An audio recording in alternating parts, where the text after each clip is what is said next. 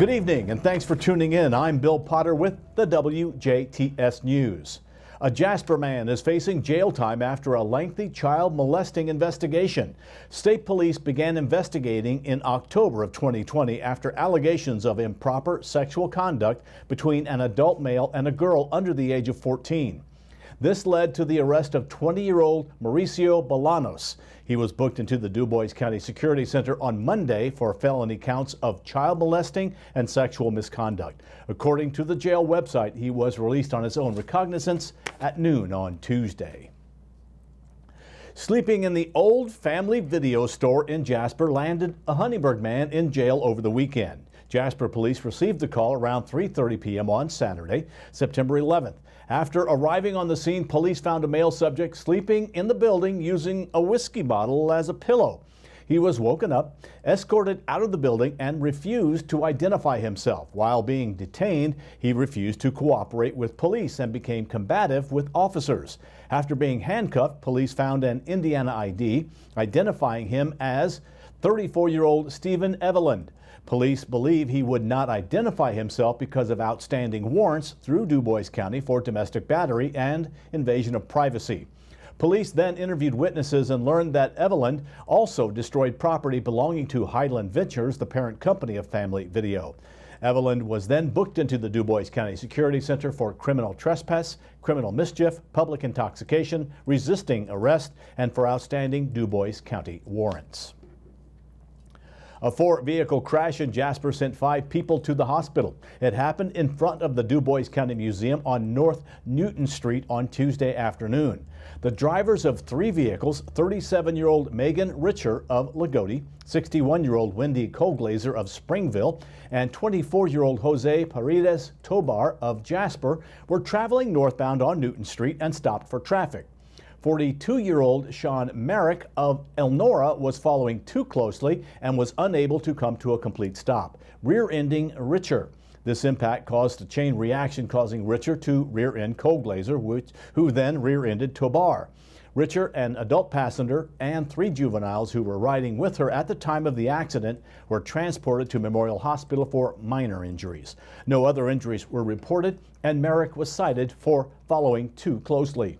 Merrick's and Koglazer's vehicles suffered about $10,000 in damages.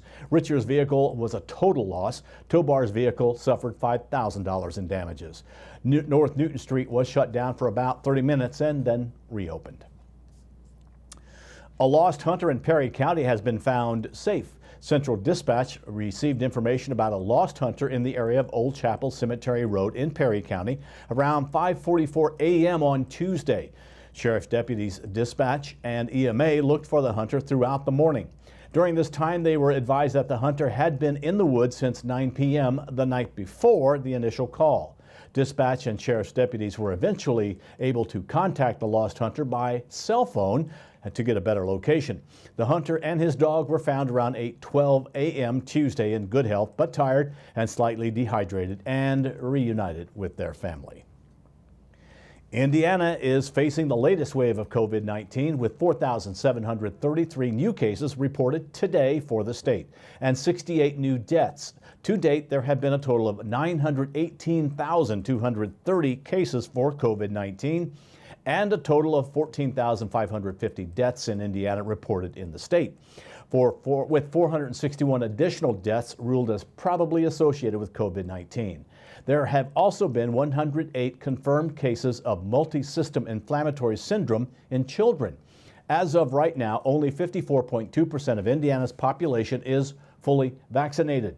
Dubois County saw 40 new cases and no new deaths reported today by the Indiana Department of Health, with a 7-day positivity rate of 15.1% amongst all tests. That seems to keep going up every day, and 28.1% amongst unique individuals. To date, there have been a total of 7,521 cases for the county, and 123 Dubois County residents have died from the virus. As of right now, only 57.4% of the county is fully vaccinated. Let's look at the numbers for the surrounding counties. Spencer County had 15 new cases today, with 50.5% of its population vaccinated. Davies County has 24 new cases and 4 new deaths, with 36.2% of its population vaccinated. Very low number. Martin County has 15 new cases with only 40.2% of its population vaccinated. Lawrence has 44 new cases and 2 new deaths with 48.1% of its population vaccinated. Orange County has 9 new cases and 1 new death with 48.1% of its population vaccinated. Pike County has 25 new cases with 42.3% of its population vaccinated. Now Crawford has 5 new cases with 45.4% of its population vaccinated. Perry has 21 new cases with 56.8% of its population vaccinated. And Warwick County has 54 new cases with 63.7% of its population vaccinated. 35.7% of ICU beds for Indiana District 10 are in use for COVID alone.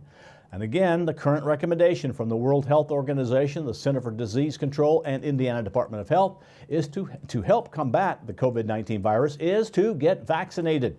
The higher the percentage of population that is vaccinated, the safer we all will be. To schedule your first shot, go to ourshot.in.gov, and to look at a complete breakdown of COVID-19 statistics for the state of Indiana, go to coronavirus.in.gov. The DuBois County Sheriff's Office has released results from the Drive Sober or Get Pulled Over campaign. The initiative ran between August 18th and Labor Day. According to the department, officers worked a total of 32 overtime hours, stopped 91 vehicles, and made no OWI arrests. However, officers made 3 arrests during the campaign. 2 of these were warrant arrests and 1 for an operator never licensed. Officers also issued 14 citations and 85 warnings. Over 200 law enforcement agencies participated in the statewide crackdown. Across Indiana, officers conducted extra high visibility patrols and sobriety checkpoints to curb drunk driving, which claims the lives of more than 10,000 people every year in the U.S. That's approximately 1 person every 52 minutes or 28 per day. In Indiana, impaired driving has been on the rise. Of the 898 traffic fatalities that occurred last year, 151 or 17% were alcohol related. That's up from 130 in 2019. Data from the Indiana Criminal Justice Institute shows. Although the mobilization is over, the department wants to remind residents that driving impaired, whether it's from drugs or alcohol, is illegal and completely preventable. Consequences can include thousands of dollars in legal fees, increased insurance rates, loss of license, a criminal record, and possible jail time. To avoid those, plan a safe and sober ride home before going out. Even if only 1 drink is consumed, designate a sober driver or plan to use a ride-share service, public transportation, or taxi. Motorists that encounter a drunk driver on the road are encouraged to call 911. The Heart of Jasper is hosting a farm-to-table dinner this week. The event is on Friday, September 17th, on North Main Street in Jasper and is the first of its kind to take place in Jasper. Guests will enjoy a delicious meal prepared by Brew with food donated from local farms, music provided by Strings Inc., and a bubbly cash bar served by Snaps Bar and Grill. Happy hour begins at 5:30 p.m. with charcuterie boards consisting of local meats, cheeses, honey, and a baguette. Dinner will be served at 6:30 p.m. starting with a garden fresh salad. The entree includes marinated turkey tenders with homemade pesto, coffee rubbed marinated pork loin, a farmer selection of grilled summer vegetables, and fresh local bread and apple butter. Picnic tables decorated in rustic farm decor will be placed on Main Street beginning at 6th and Main, running through 8th and Main. The welcome and registration table will be located at the intersection of 6th and Main near City Hall. The cost is $75 per ticket or $500 for a table, which includes 6 tickets and 2 bottles of wine. Tickets can be purchased and paid for online at heartofjasper.org/farm-2-table or purchased by cash or check by visiting City Hall. For questions, please contact Heart of Jasper Director Kate Schwank at 812-482-4255, 482-4255. or by email. Her email is kschwenk@heartofjasper.org. All proceeds will go towards downtown projects such as flowers, crosswalk murals, alley activation, and banners.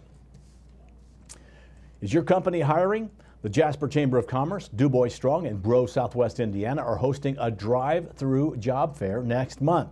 Employers can participate by creating an information sheet with open positions and how to apply, and by bringing 100 copies of your information sheet to the Jasper Chamber by October 15th. That's it. Employers do not need to attend the event. All resumes will be collected and shared with employers after the event. The job fair takes place on Wednesday, October 27th from 11 a.m. to 1 p.m. at the St. Joseph Church, Jasper South parking lot. If you have any questions, call the Jasper Chamber of Commerce, 812-482-6866, 482-6866. Well, now stay tuned. Your weekly forecast, sports with Kurt Guxell, followed by WJTS Inform, are all still to come on 18 WJTS News.